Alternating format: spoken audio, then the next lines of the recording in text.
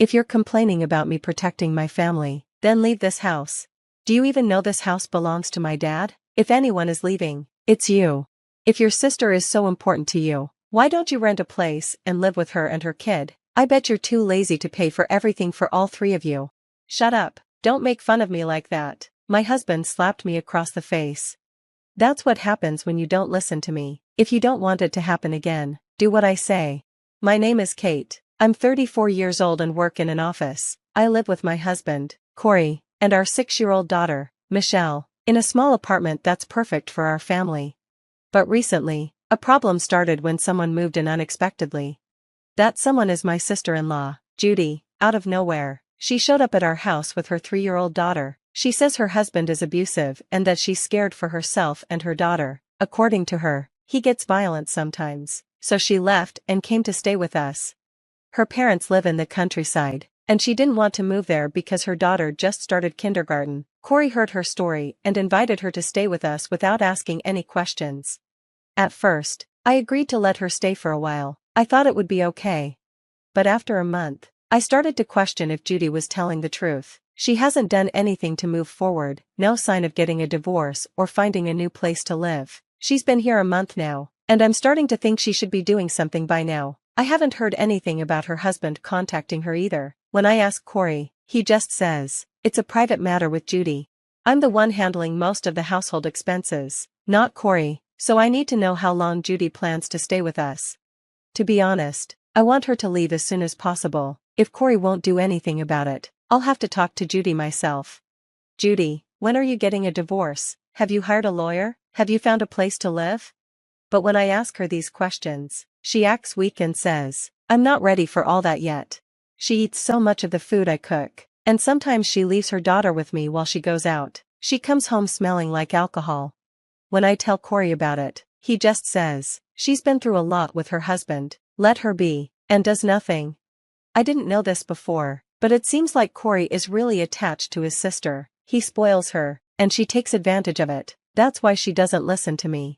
Recently, it feels like she's getting too comfortable in our home. She's always sitting on the couch. She's there before I leave for work, and when I come back, she's still there. She doesn't help with anything around the house, leaves the air conditioner running all day, and uses our food for her own meals without asking.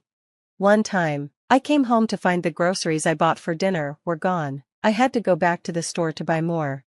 This has been happening for 2 months now, and I really can't take it anymore. Can you please talk to her like an older brother? I can't take it anymore. One day, I asked Corey to talk to his sister and tell her to get it together. What? You're going to treat my sister like that? She's my family. How can you say that? I've let her stay here for 2 months, even though she hasn't done anything. Isn't that enough? 2 months is more than enough time to get divorced and sort things out, but she's still here, doing nothing. She only leaves the house at night to go out. This was supposed to be a time to rest and recover, but it's over now. It's time for her to move on. Corey snapped at me. Shut up. You know what my sister has been through. You cold-hearted person. I didn't know you could be so cruel. I refused to back down. Okay, then, you help me with the housework. Huh? Help me with the housework. We both work. So why am I the only one doing everything around here and taking care of Michelle? If you care so much about your sister, then help out at home too. At least take Michelle to kindergarten. You've never done that. Even though you know I'm busy, you're not having a tough time like Judy, so you should be able to do this. Corey didn't know how to respond. He couldn't say anything because I was right. Finally, he said, well, that's what a wife is supposed to do. Huh? What's that? Are you treating me like this? You say you're upset about Judy's husband treating her badly, but it's okay for you to treat me this way? That's not what I meant. Can you at least drive Michelle from now on? Fine, fine. The issue with my sister-in-law wasn't solved, but at least I was happy that Corey was going to help with our daughter. But it didn't make things easier as much as I thought. Michelle has ballet class, and I'm still the one who has to drive her there. She goes every Saturday, and Corey says he has to stay home with Judy and her daughter, Amy, because he's worried about them. I never expected him to drive Michelle on Saturdays, but the problem is, the house is always a mess when I come back, and I have to clean up after everyone. When I asked Corey if he could at least keep the house clean, he said, I'm tired from all the driving. I need to rest on Saturdays. When I asked Judy to help with the housework, Corey said she didn't need to, so She just sits around doing nothing, acting like a princess. Corey seems to care more about Amy, his niece, than his own daughter. I'm worried because Michelle always seems so sad. One time, I asked her, "What do you talk about when he picks you up?" She said, "We don't talk. He never says anything." I was shocked. I had no idea he didn't even talk to his own daughter. Hearing this made me really angry at Corey. He talks so much to Amy that it probably annoys her, but he won't say a word to Michelle. My life has become so stressful and draining since Judy came.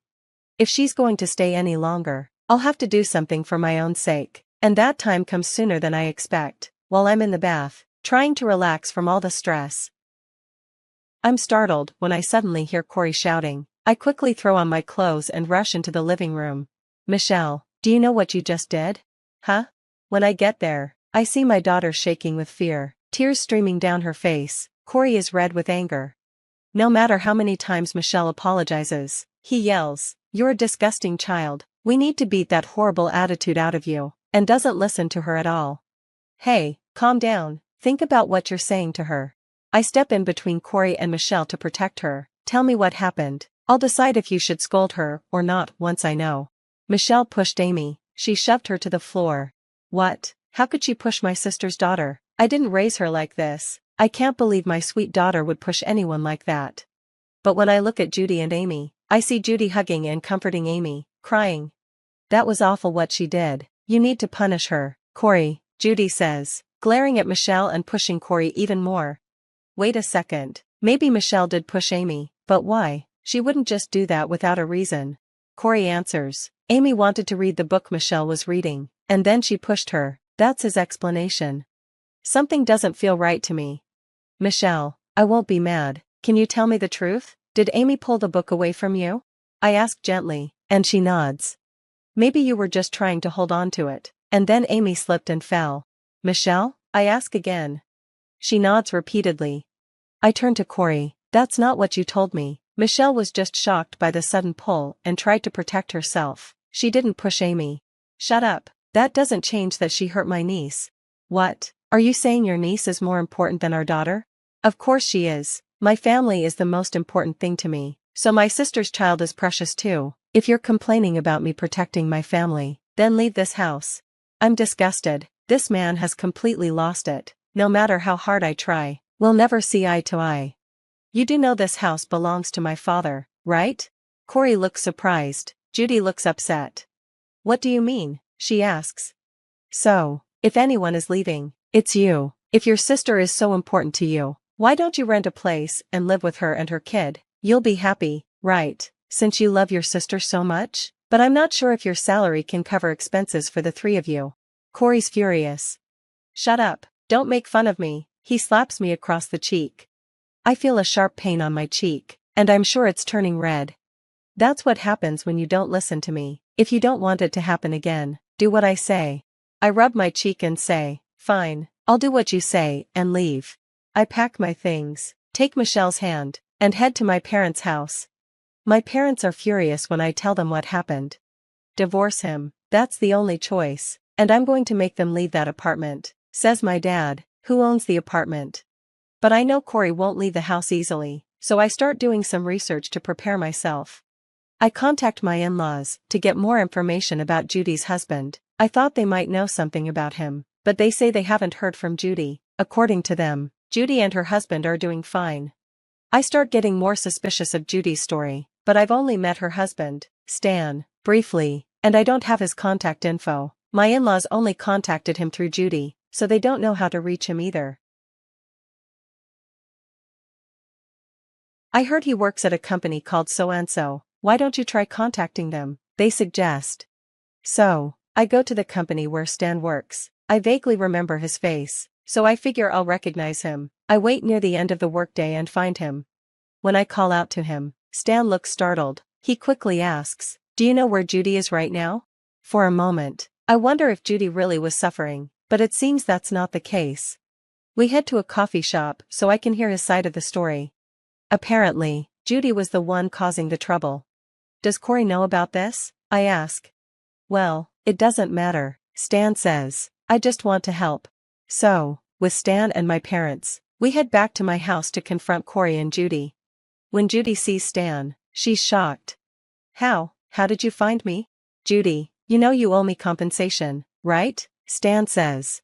It turns out Judy's story was a lie. She was having an affair, and Stan had already divorced her. Judy ran to our house because she didn't want to pay him.